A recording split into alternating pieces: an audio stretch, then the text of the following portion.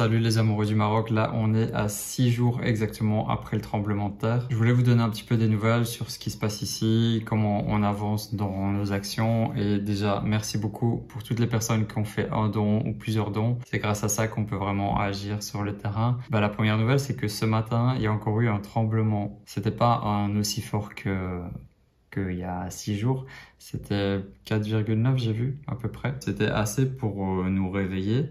Mais voilà, c'était pas un tremblement très très fort. J'ai remarqué que voilà, il y a tous ces morts, toutes ces victimes, tous ces dégâts, mais il y a aussi cet impact psychologique sur la population. Et on peut le voir, les gens ont peur, les gens n'osent toujours pas dormir dans leur maison pour la plupart. Ça veut dire que cette catastrophe, elle va laisser un impact psychologique sur toute la population en dehors des impacts matériels. Ce qui est très beau à voir sur le terrain, c'est la solidarité en place. Donc on voit dans tous les villages, les gens aident, que ce soit les gens des villages proches qui sont moins touchés, ils aident ceux qui sont touchés.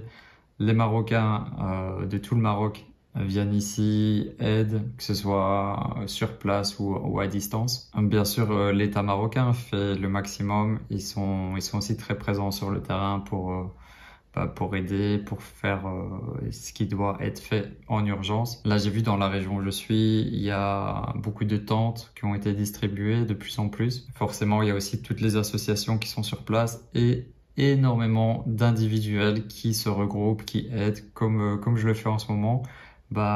Des personnes comme ce qu'on fait là avec mes amis, il y en a plein partout dans le Maroc qui s'organisent entre eux pour aider directement sur place, sans intermédiaire, sans association. Donc ça, c'est important de le souligner. Donc l'effort de l'État, du Maroc, du roi pour gérer cette situation au mieux, plus cette solidarité marocaine. On savait que les Marocains étaient très solidaires, hospitaliers. Là, on le voit partout dans tous ces villages sinistrés. J'essaye de vous partager sur Instagram ce qu'on fait sur le terrain, donc ce qu'on fait avec vos dons. Donc là, je vais profiter de cette vidéo pour vous en parler un peu plus en détail et je vous montrerai aussi des images qu'on a filmées hier. Je vous mettrai ça en illustration. Avant de vous parler des familles qu'on aide actuellement, je dois aussi vous dire je centralise aussi les aides vers d'autres personnes. Par exemple, mon comptable Abdou, ils sont dans la région d'Amizmiz, là où où les villages ont été totalement détruits. C'est pire qu'ici. Donc si j'ai des contacts qui veulent aider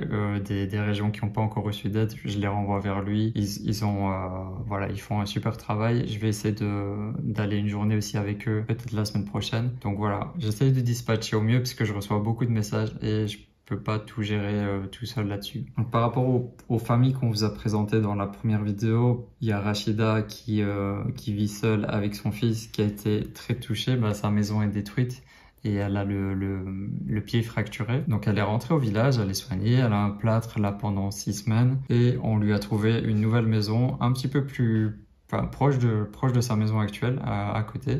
On lui a trouvé une maison, on a déjà payé 2 mois de loyer. On va voir aussi pour faire un peu de la peinture et améliorer l'espace. Donc pour Rachida, pour l'instant, ça va. Sa maman est venue la rejoindre aussi. Donc on s'occupe d'elle, tout est ok. Elle est dans une maison avec son fils. Il attend de rentrer à l'école puisque pour l'instant, l'école a eu des gros dégâts aussi. Donc, ils ont pas encore fait la rentrée scolaire. Pour Ahmed, qui est un de ses voisins, donc il a été déclaré chez le caïd à la commune les dégâts qu'il y a eu dans sa maison.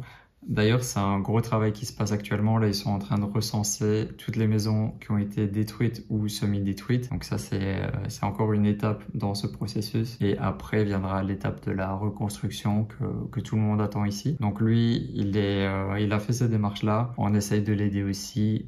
Bon, eux, dans cette maison-là, ils peuvent encore y vivre, même si c'est un peu dangereux. Donc on les aide comme on peut financièrement pour passer en attendant de pouvoir reconstruire. Après, il y a la famille de Soufiane à Azguin. Donc là, on est passé hier chez eux. Ils venaient juste de recevoir une tente et sinon, ils avaient fait un abri de fortune où ils dorment la nuit. Ils sont à peu près 9-10 personnes. C'est pas vraiment des conditions pour lesquelles ils peuvent rester longtemps.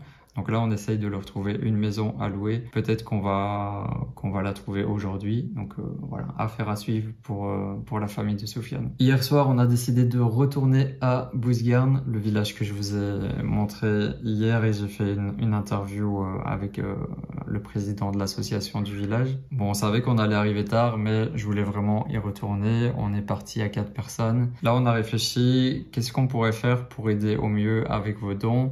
Et avec le président de l'association, on a sélectionné 10 familles qui sont vraiment, qui ont eu des dégâts sur leur maison, donc qui n'ont plus de maison, et qui sont, on va dire, le plus en difficulté. Ça peut être, exemple, des femmes qui sont veuves avec leurs enfants, des personnes handicapées ou des personnes âgées. Donc on a sélectionné 10 personnes dans le village, dont Hussein qui a son refuge. Lui, ce sera le premier évidemment.